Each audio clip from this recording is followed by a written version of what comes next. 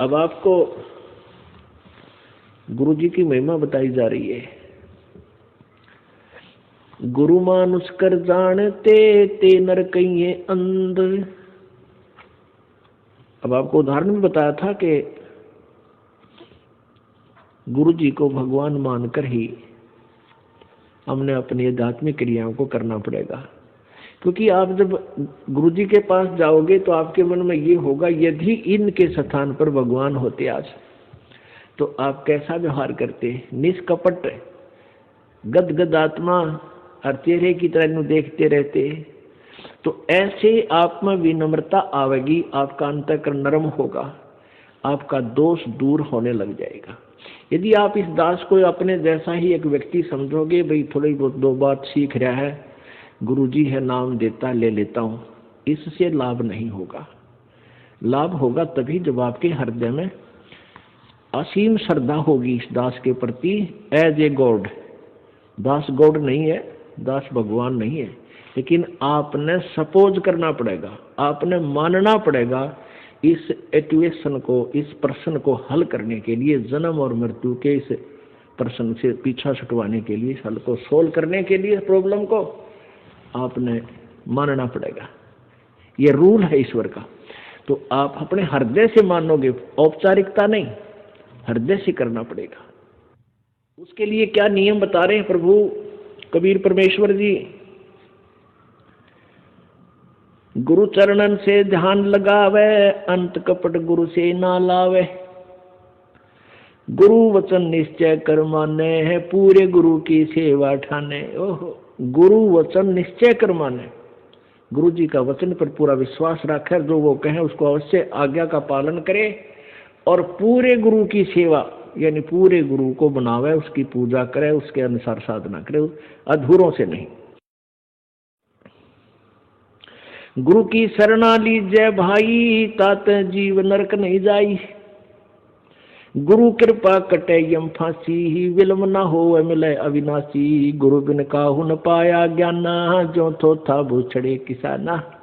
पूरे संत के बिना कहते हैं जो साधना भी कर रहे हैं वो ऐसी है जैसे कोई अनजान शराबी किसान और थोथे उसने कूट रहा हो, उसमें से अन्न निकालने के लिए कभी नहीं निकल सकता, कितना प्रयत्न कर ले, थोथे उसको कूटने से उसमें से अन्न नहीं निकले। जैसे धान निकालते हैं तो जिनमें धान सहित जो भूस है उसको कूटेंगे तो धान परल परल निकलेंगे, और उस भूस को कूटेंगे धान रहित तो कितना कूट ले, कुछ हासिल नहीं, कितना प्रयत्न कर ले।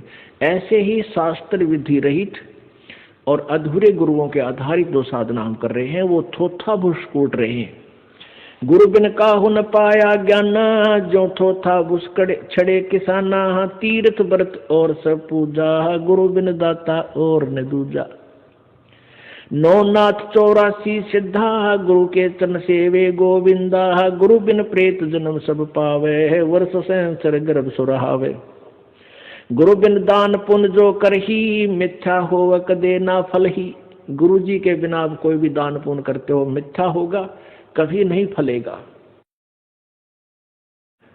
गुरु बिन भरम न छूटे भाई, कोट उपाय करो चतुराई। गुरु के मिले कटे दुख पापा, जन्म जन्म के मिटे संतापा।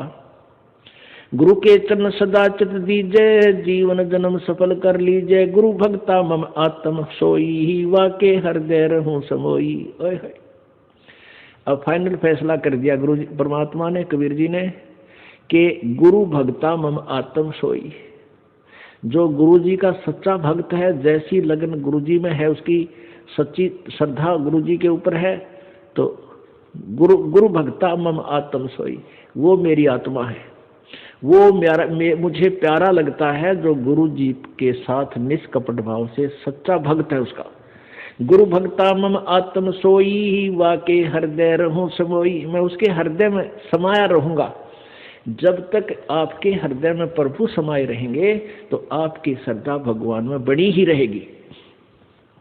आपके मन में जरा सा भी मैल दास के प्रति आएगा किसी भी पॉइंट से, भगवान वहां से हट जाएगा। जब भगवान का पंजाब से हट गया तो आप निरी को बद सोचोगे, सारी उल्टी भावना बन जाएंगी, आज ये दास आपको अच्छा लगता है, फिर आपको दुश्मन दिखाई देगा, क्योंकि काल प्रवेश कर जाएगा। ये जब आपका नाम खंड हो जाएगा, ये पहली पहचान होगी, आपकी रुचि नहीं बनेगी इस दास में। उसका तरीका यही है कि फिर आपको ज्ञान है भगवान का तो फिर आइए, और किसी भी कारण से आपका नाम खंडित है, उपदेश दोबारा मालिक के चरणों में विनती कीजिए और उपदेश पुनर्प्राप्त कर लीजिए, फिर आपका फिर कनेक्शन जोड़ देगा। बहुत दयालु है प्रभु। गुरु भक्ता मम आत्म सोई, वाके हृदय रहूं समोई। 68 तीर्थ भ्रम भ्रम आवे, सो फल गुरु के चरणा पावे। 68 तीर्थों में भ्रम भटक कर आवे, इससे अच्छा एक ही गुरु के चरणों में आने से आपको वो सभी लाभ, सब लाभ मिल जाए। वहां तो कोई लाभ है ही नहीं, तीर्थों में भ्रमण करते हैं, कोरे पाप कमावे, कोई पुण्य नहीं है। लेकिन हम भ्रमित कर दिए, वहां नहाने से ऐसा होगा, वहां नहाने से ऐसा होगा, तो परमात्मा उसी दृष्टिकोण से उदाहरण देकर आपको समझाते हैं। क्या बताते हैं? 10वां अंश गुरु को दीजिए, जीवन जन्म सफल कर लीजिए। 10वां अंश अपनी कमाई का, नेक कमाई का 10वां अंश दान में लगावे, गुरु जी को देवे, जीवन जन्म सफल कर लीजिए। 10वां अंश गुरु को दीजिए, जीवन जन्म सफल कर लीजिए। गुरु बिन होम यज्ञ नहीं कीजिए, गुरु की आज्ञा माए रहीजे।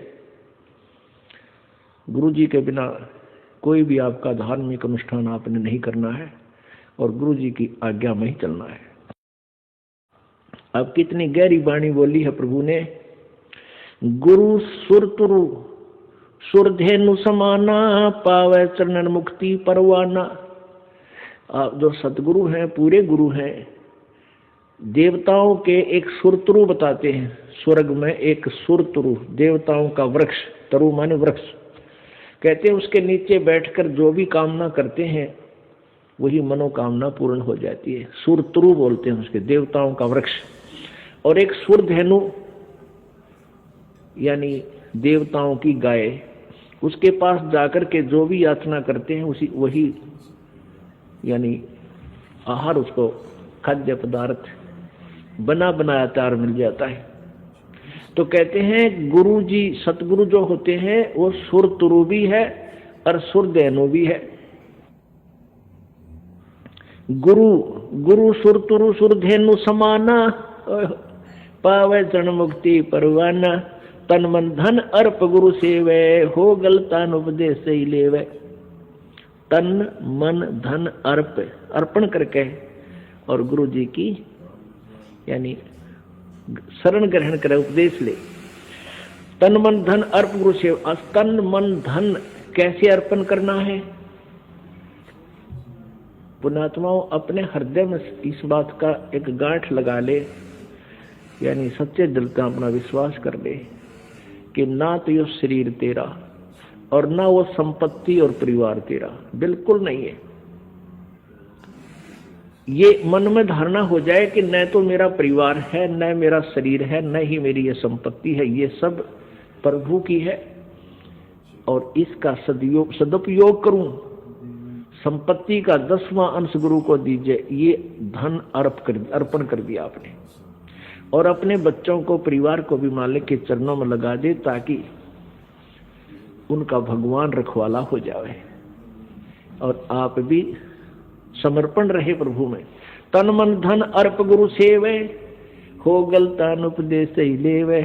सतगुरु की गति हृदय धारे, और सकल बकवाद निवारे। गुरु जी ने जो मार्गदर्शन कर दिया, केवल वही साधना उसी नियम में रहे, बाकी सब बकवादों को छोड़ दे। गुरु के सम्मुख वचन ना कहे, सो सगनी गैणी सुख ले। गुरु के सामने अपनी नहीं चलावे तगड़मबाजी, क्योंकि आपको वो ज्ञान नहीं हो सकता जो इस दास पर कृपा मालिक ने कर रखी है। और इस दास की आज्ञा और जो भी फाइनल फैसला करे वो फाइनल हो आपके लिए। आपका पुराना ज्ञान चाहे कितना आपने अच्छा लगता उसको रिजेक्ट कर दे, छोड़ दे। जिन बातों से गुरु दुख पावे, उन बातों को दूर भगावे। उनको फेंक देते, कितना अच्छा लगता, छोड़ दे उन सब चीजों को। अब जैसे शुगर के मरीज को अब मीठा तो अच्छा लग गया उसने, और डॉक्टर कहे भाई शुगर तो मरीज ये मीठा नहीं खाएगा, ना मिठाई ना चीनी,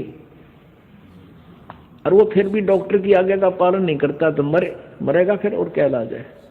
तो चीनी मीठी तो लग रही है, इसमें कोई शक नहीं, मीठी भी है, लेकिन उसके लिए विष है।